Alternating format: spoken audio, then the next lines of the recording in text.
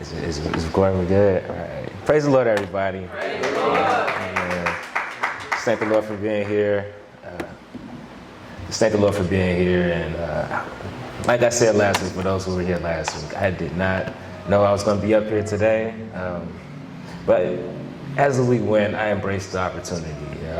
Talked to the Lord a lot. And it was like, is this my pastor that's telling me to be up here, or is it my dad that's telling me to be up here? It's two totally, different things. So I'm like, all right, he's putting it on Father's Day.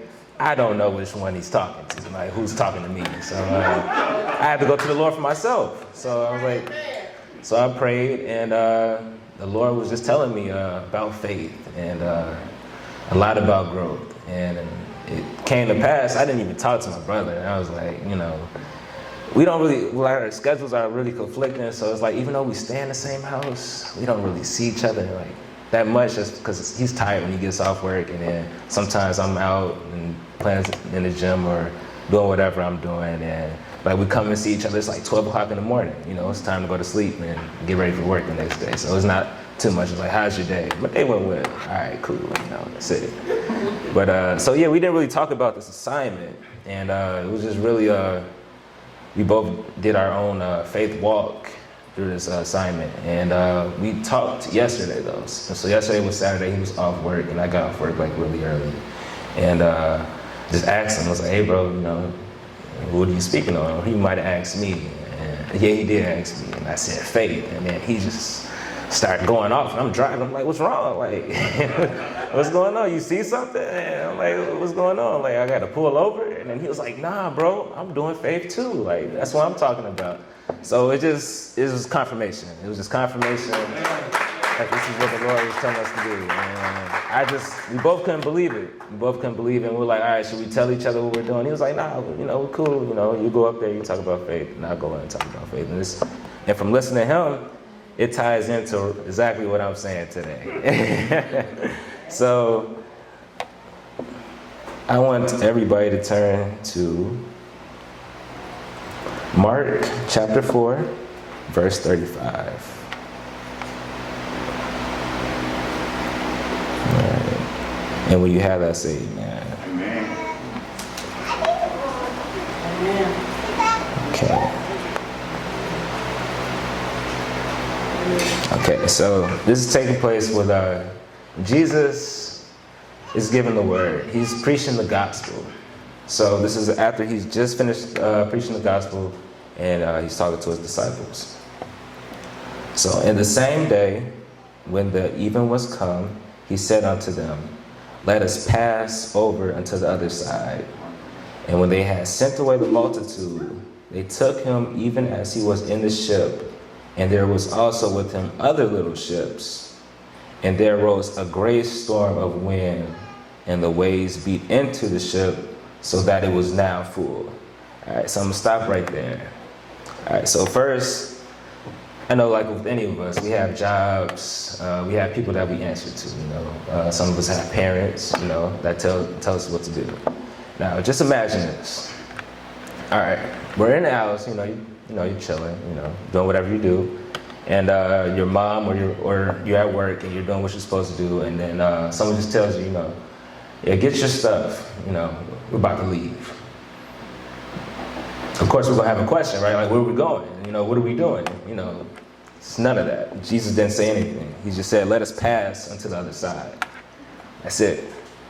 It's all the direction that he gave. So, with any of us, of course, we're gonna have questions, but the thing is, with faith, we just have to follow.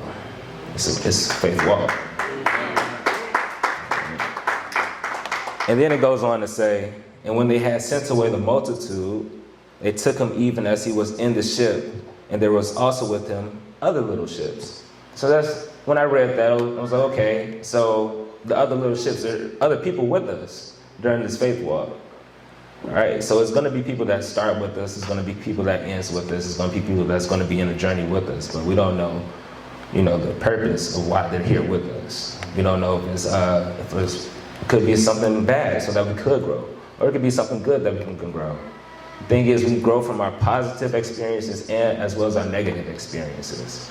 So I hear a lot of people saying, oh man, I just can't catch a break, or man, I just can't win. And you know, sometimes I see a lot of people that gamble now, like do like FanDuel or anything like that, and it's just like, man, I put this bet money in here and I'm like $500 down. I'm like, well, why do you keep betting? When are you gonna learn? You know, you're not winning. So it's like, it's not for you. If your blessing's not gonna come there. How many times you gotta put money in and taking a loss? You're taking a loss. How much are you gonna take a loss to understand that that's not for you? And that could be as far as metaphorically too in our life. Like, there's some sacrifices, like my brother was saying, that we're not getting anything out of it. We're not gaining anything. And we keep doing the same thing. We keep doing the same thing every day.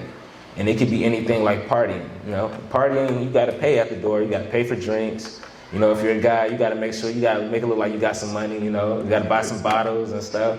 Even if you don't drink, you know, they're gonna be like, all right, you wanna talk to me, where's the liquor at? Where's the liquor at? You ain't got nothing. I'm like, I can afford $7 for a shot.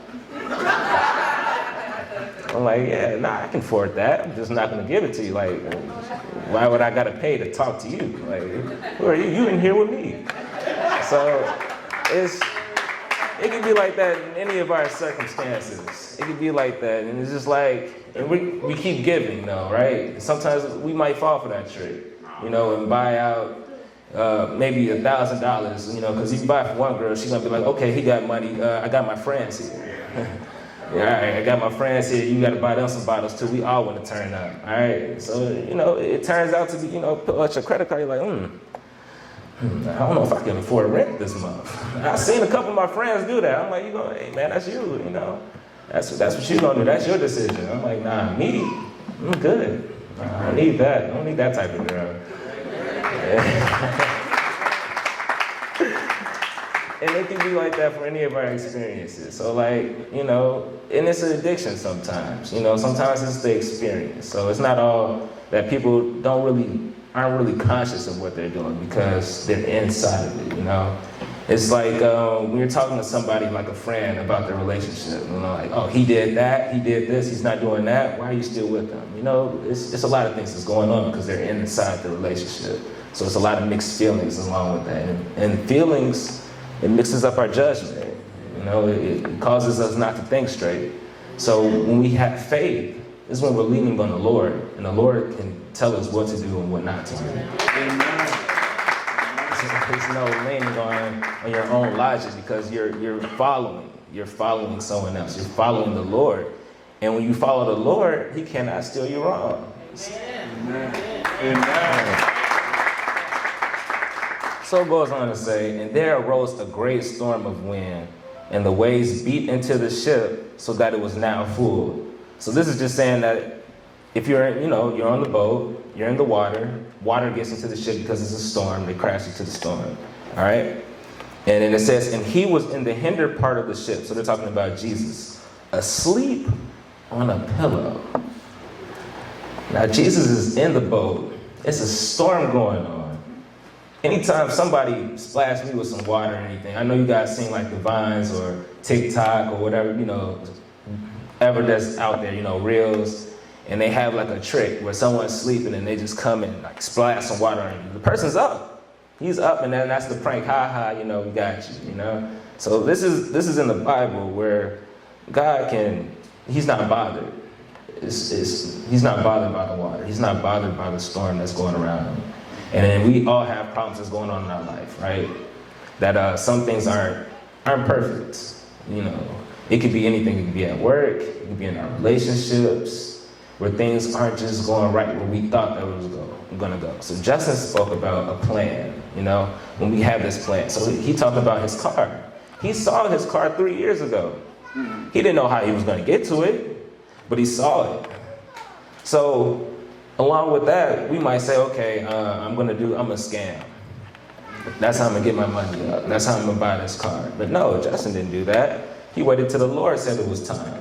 That's what it was.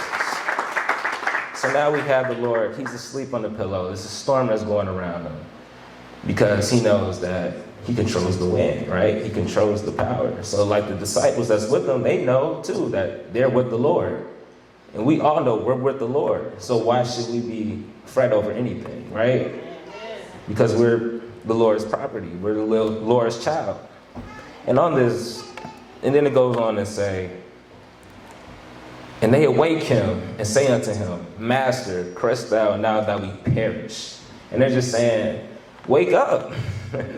It's a storm going around. You don't care if we die? And that's all they're saying. And the Lord arose, and he rebuked the wind and said unto the sea, Peace be still. And when the wind ceased, and there was a great calm, and he said unto them, Why are ye so fearful? How is that we have no faith? All right? So they asked him, you don't care if we die? And he doesn't answer them. He gets up, calms the wind, calms the ocean, and then he turns to them. So it's Father's Day. I know a lot of fathers out here. I'm not a father myself, but I have a great father, and I have a great grandfather that are great examples for me. And I know when we're with our children, and when we tell them about danger, you know, they use my dad used to use the stove analogy a lot. So the stove analogy goes like this, okay. You're young, you don't know anything about hot or cold. You know, you see a flame, it looks enticing. It's beautiful, it's red, it's blue, it has lots of colors. You know, you want to touch it. Your father, no, don't touch that. You don't want to touch that. Trust me, you don't want to touch that. You know? And you're like, no, it's beautiful. Like, it's calling me. I want to touch the flame. I want to touch it. And then as you touch it, it's hot. Or you get close to it, it's hot. And my mom used to say, hot, hot, hot.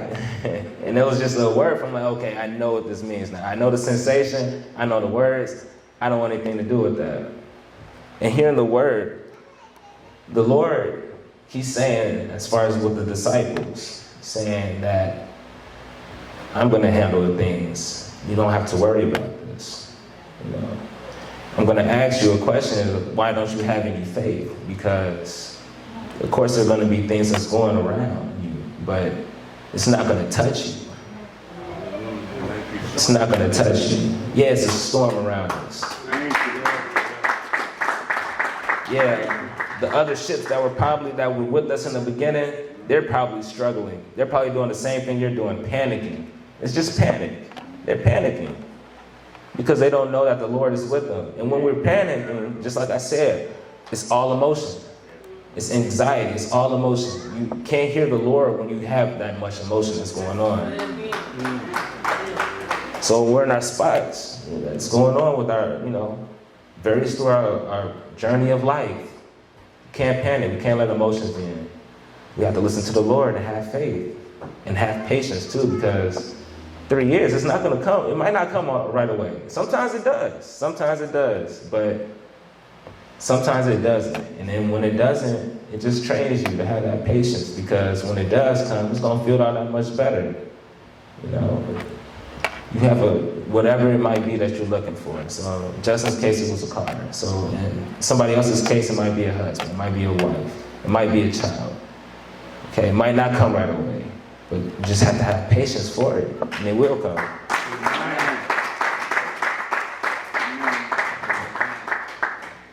So we all have things. So my brother spoke about making the vision and making it plain. And I want you all to think about those things. Think about what's in your life that you want. Because as I look around, I see everybody's different ages. Nobody's dead. Everybody's alive. So if everybody's alive, we should all have aspirations. Amen. Hallelujah.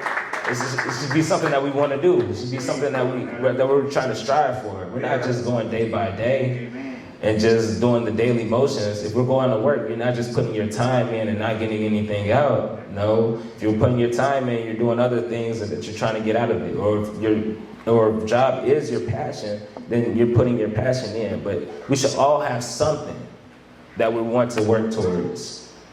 And it could be finances, get into another tax bracket. It could be education, get into another grade, get into another degree, so that it can perpetuate you higher, so that's something that will allow you or afford you to do something different.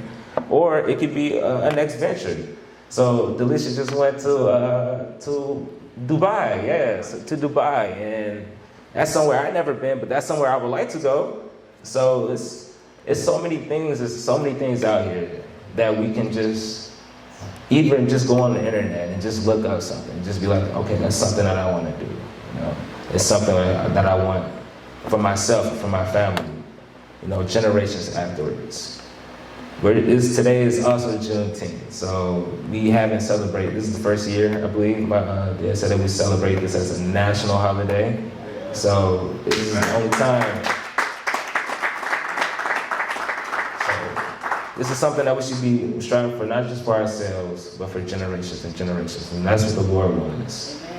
Not for us to just impact our sons, but our sons' sons and our sons' sons' sons. So keep the faith. And just remember, get the vision, make it plain.